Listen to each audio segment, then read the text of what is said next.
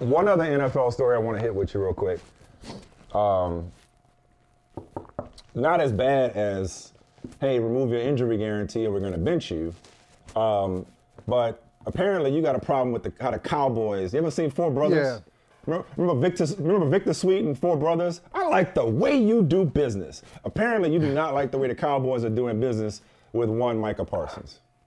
Yeah, and I just want to point out that this is a common conversation in the NFL. As a matter of fact, the NFL hires people, hires former general managers, hires former coaches to look at film to determine whether somebody, when it's a judgment call, hey, is this guy, based on what you see, is this guy a defensive end or is this guy a linebacker? Based on what you see, is this when tight ends make the argument, I'm really a wide receiver more than I'm a tight end, I should be paid, because the tight end number is much lower, franchise number is much lower than the wide receiver number.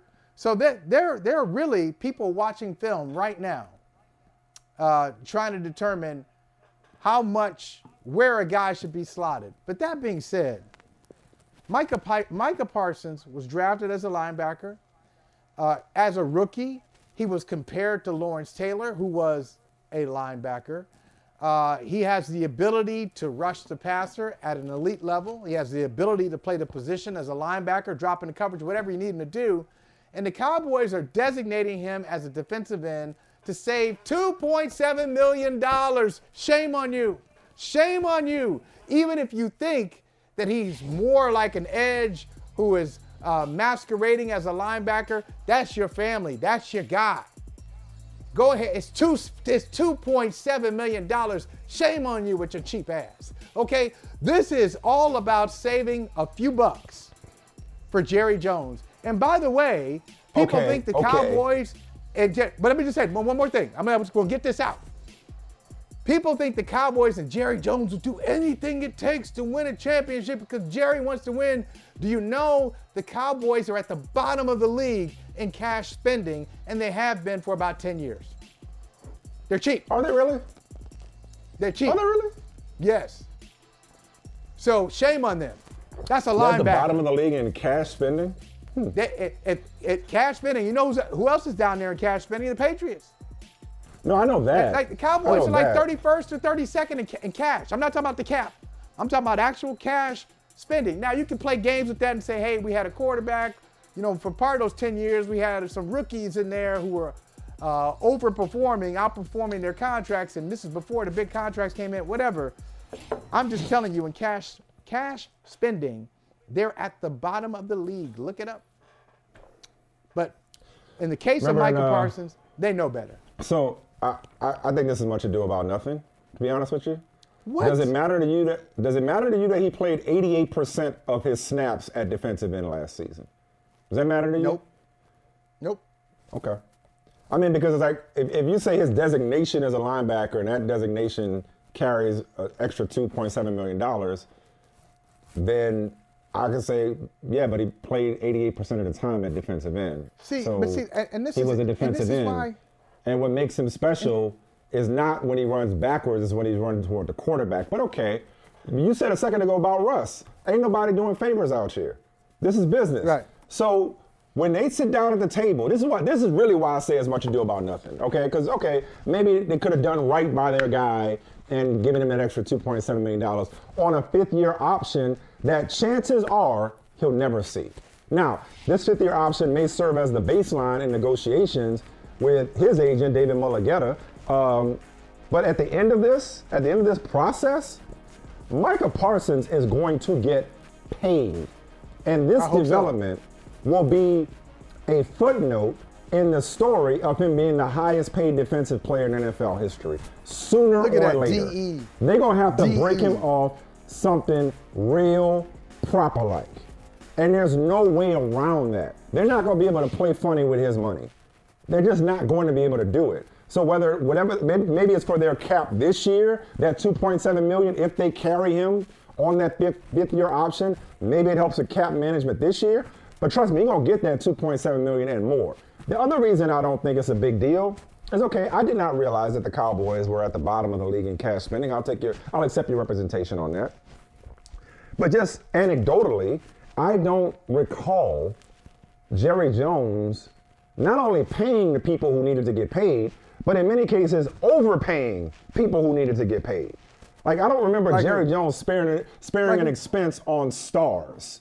I mean, no, he's paid older guys. He's paid, okay, one that comes to mind, he had a great season last year. He probably should have given that contract to Ezekiel Elliott, but he loved him so much. I think we know better than to give big money to most running backs nowadays. But he loved Ezekiel Elliott enough to give him a contract that by the end of it, he was splitting time with Tony Pollard. Okay? But let him walk. They let him walk. I wouldn't. They're letting Pollard and he had walk. a great year. And he had a great year in New England last year. Well, Tyron Smith about to walk.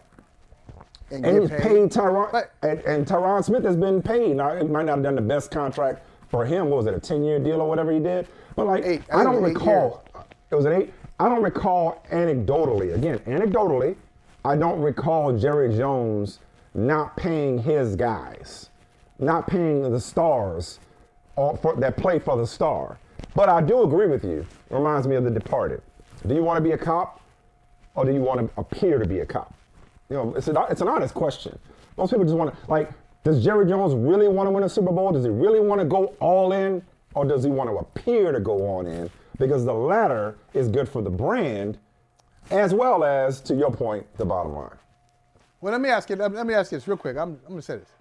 And this is an opportunity to say, rest in power to someone we both knew and spent some time with, Tim Wakefield. So Tim Wakefield,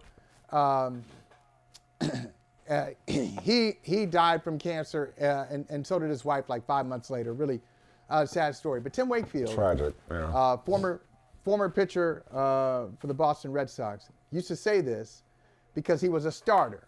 He'd throw a knuckleball. He could, if the starters were really in a bad stretch, if the bullpen was worn out, you could throw Wake in there on 3 days rest because he threw that knuckle and he'd bounce back fast. If your bullpen needed help, you could put Wake in the bullpen as a long guy. Now, if you really were desperate, you could make Wake your closer, although a knuckleballer as a closer is a little sketchy there. Yeah, but I remember when they were bouncing him around, he said something to the effect of, they're using my versatility against me. And so, yes, 88% of the time at defensive end. Why? Because he can.